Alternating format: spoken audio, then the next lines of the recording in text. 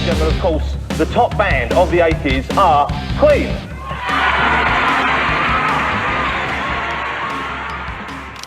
Late 1980s, Queen had become one of the biggest bands on the planet.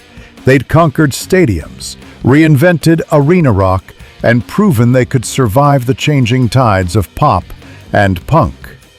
But behind the image of unstoppable confidence, there were cracks, and one album in particular revealed just how strained things had become.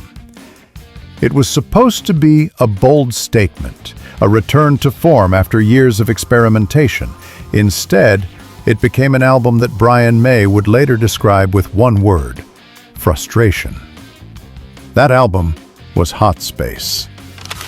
Coming off the massive success of The Game, 1980, Queen seemed invincible. They'd finally scored US #1 singles with Crazy Little Thing Called Love and Another One Bites the Dust. But internally, the band was changing. Freddie Mercury was spending more time exploring the nightlife of Munich. John Deacon was diving into funk and R&B influences, and Roger Taylor was eager to keep Queen rooted in rock. Brian May, the band's guitar architect, was caught in the middle. He admired Freddie's fearlessness and John's experimentation, but Queen's sound, the powerful, layered, guitar-driven rock that had defined the 1970s, was being replaced by something slicker, colder, and electronic. The tension between creative freedom and identity was beginning to take its toll. And when recording began for their next project in 1981, that conflict would explode in full force. Queen recorded Hot Space in Munich, a city that perfectly captured the hedonism of the early 80s. Freddie had immersed himself in its vibrant club scene, and that energy poured straight into the studio. The band decided to chase a new sound, one influenced by funk, R&B, and the emerging dance scene. For Freddie and John, it was exciting. For Brian May, it was alien. Brian had always built his identity around guitar tone and emotional connection, the kind of sound that made songs like We Will Rock You and Save Me timeless. But on Hot Space, the guitars were pushed back, often replaced by synthesizers, drum machines, and digital bass grooves. The music felt synthetic, stripped of the organic energy that had once made Queen a rock powerhouse. In later interviews, Brian admitted he struggled to connect with the new material. He respected Freddie's ambition, but couldn't shake the feeling that they were losing themselves in the process. The sessions became difficult, not because of personal fights, but because of creative disconnection. The seed for Hot Space came from Another One Bites the Dust. That song's worldwide success had convinced both Freddie and John that funk and disco were the future. They weren't wrong. Dance music was dominating radio. But they underestimated how deeply that stylistic shift would divide their audience, and even their own bandmates. Brian recalled feeling cut off during sessions. His guitar often didn't fit into the songs being built, and when he tried to contribute rock-oriented ideas, they clashed with Freddie's club-focused direction. The result was an album that sounded like two different bands fighting for space. One half pulsed with slick grooves and dance floor rhythms. The other tried to hold on to Queen's rock foundation. Tracks like Staying Power and Body Language leaned so heavily into disco and funk that Brian barely appeared on them. His signature guitar sound, the one that had defined Queen's magic for nearly a decade, was almost invisible. The creative split reached its peak with Body Language. Freddie's bold, sexually charged lyrics and minimalist arrangement marked a sharp departure from anything Queen had done before. For Freddie, it was liberation. For Brian, it was discomfort.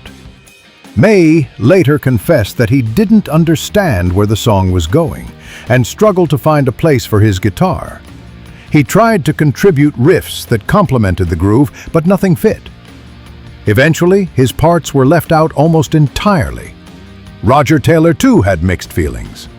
While he admired Freddie's confidence, he also missed the powerful live-driven sound that had made them one of the best rock bands in the world. The sessions dragged on, often fueled by creative exhaustion and cultural tension.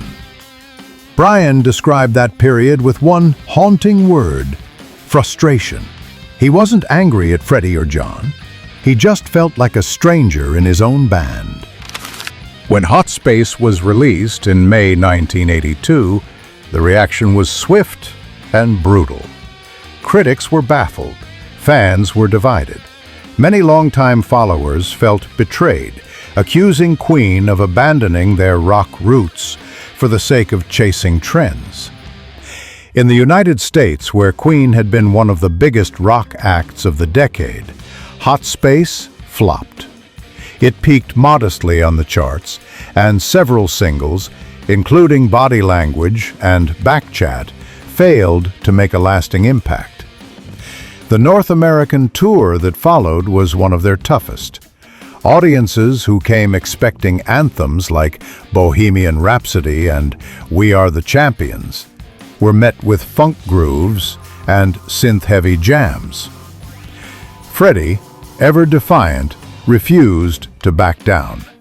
He believed in artistic reinvention, but for Brian May, it was painful to watch their once unshakable chemistry begin to erode under the weight of experimentation. He later admitted that Hot Space was one of the few albums in Queen's catalog that truly made him cringe. If there was one song that perfectly encapsulated the divide between May and Deacon, it was Backchat. John wrote it as a pure funk track, deliberately steering clear of guitar-driven rock. Brian tried to inject some edge by adding a heavier solo, but John fought to remove it, insisting the song should stay faithful to its dance roots. It was one of the rare moments where the normally soft-spoken Deacon clashed head-on with May. The tension in the room was thick, not from anger, but from artistic incompatibility. Brian later called it one of the most miserable sessions of his career. When the song was finished, Brian's solo made it in, but it was buried in the mix. It was a small victory that didn't feel like one. Years later, when asked about Hot Space, Brian May didn't hold back. He admitted that while he respected what Freddie and John were trying to achieve, he personally found the album frustrating and creatively empty. He described it as the only time in Queen's career when he felt disconnected from what we were doing. In his view, Hot Space was a lesson in compromise, but also a reminder of how fragile unity can be in a band full of powerful personalities. The experiment might have failed commercially, but it forced Queen to confront who they really were. And in a way, that struggle saved them.